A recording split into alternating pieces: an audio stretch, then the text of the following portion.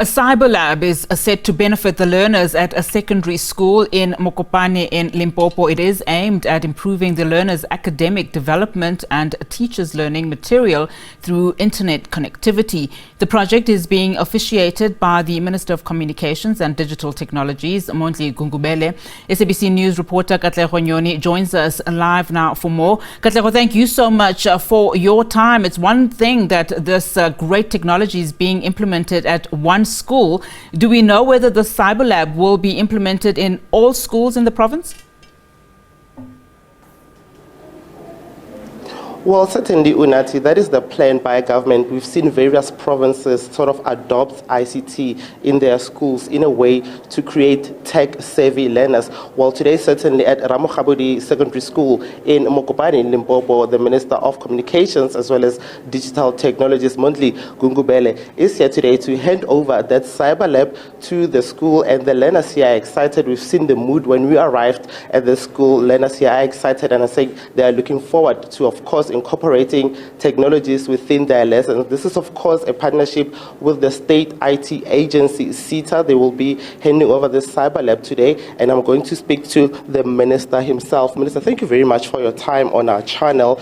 Talk to us about the concept of smart schools and what the aim here is. Thank you. Good morning, Katlego. We, as you know, the future is digital. And the economy of the future is digitized in manufacturing, artificial intelligence, data, and all those kind of aspects. The world is digitizing and is moving very fast. Countries that want to participate must make sure that, one, they are connected, two, they are connected really and effectively. To be effectively connected, it means it's not just a mere access. It must be people of South Africa who are connected and able to make use of the internet.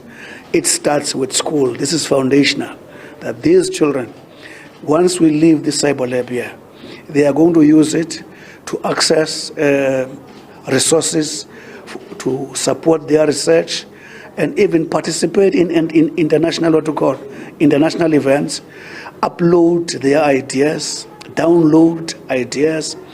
And out of them, we want coders, yeah? We want them to come with new ideas. They cannot do that, as you have already said. If they are not tech savvy and they don't have access to the infrastructure, we are actually making it real. Just to make a point, you must have heard me in Parliament saying, in 4 to 5 years, because connectivity and digital transformation are the key words for any country that wants to participate in the globe now. In 2019, the Presidential Commission on 4IR found that 75 million jobs will be disrupted by this technology, whilst 133 is emerging. But 130 is digital skills. It's only going to be done by those who are trained. How better not to do it if we don't do it with our kids? We are pursuing that. You must have heard me saying there, 361,000 households just this financial year up to date are connected. By the end of this financial year, we are looking at connecting in South Africa no less than 747,000 households. You know what happens? Data comes down right to 5 rand per gig. That's exactly what happens. We've done it in Mount Leaf, we've done it in Kokstad, Modimule around here. We will be launching, already they are connected. At that 5 rand, we're combating data costs. Because unless all South Africans can afford data, that word inclusivity means nothing. But capability of use, our kids do lead. Right, and obviously Ramokhabodi is now a beneficiary, but are we going to see this initiative, Minister, go down to other schools as well? Limpopo is a rural province. It managed to improve its matric results at 79%. Will this be taken to other schools? I think the ambition must be that all schools should be Cyberlab, what we call centers. But we're not waiting for that. The other schools that don't have Cyberlab are not going to depend on this. We're connecting, as I've already listed to you, we're already dealing with no less than 16 districts in the country. Those schools that are in covered areas, in another way, are going to have access to online, but not because they have got a Cyberlab, because this is not going to be the only way. As long as they have their gadget. You know, in Kokstad, when we dealt with 1,600 homes, we went to a poor family. Children said to us, Minister, we used to work at nights, hire taxis to go to library. Now we use our gadgets to access all the types of books we have. So they are going to benefit through their gadgets because connectivity, we're moving it fast now.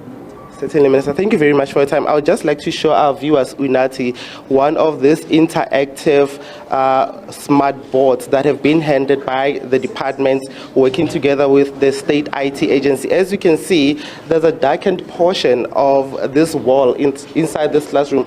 This is where perhaps the traditional Unathi board used to be, but now, as you can see, it's an interactive monitor right now, and the learners in this classroom, some of them are going to demonstrate to the minister exactly how it works. Ashia, how are you? Thank you for joining us on SABC News. Would you mind showing us a bit of a demonstration about this interactive smart board and how it works? Okay, what I'm about to do now is to create my own form, or survey form. I'm going to create my own survey form. So right now I'm just going to click to the icon on the corner and scroll down until I see my file called ZAP. Then to control panel.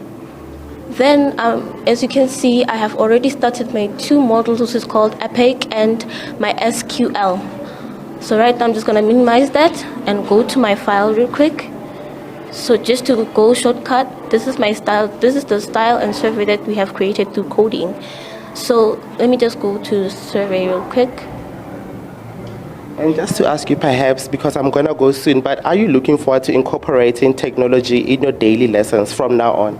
Yes, because there are many things you can do with laptops, cell phones, technology, because it shows better detail than books. Even if cell phones and laptops don't show in great information, we can also download stuff that we cannot find around the world. We can download books, we can download files, which can help us upgrade our learning activities and so on. Thank you. It's called unleashing the energy of young people. Of young people, certainly. And what do you want to be when you finish your matric? What do you want to study? I want to study commerce. I want to be an accountant.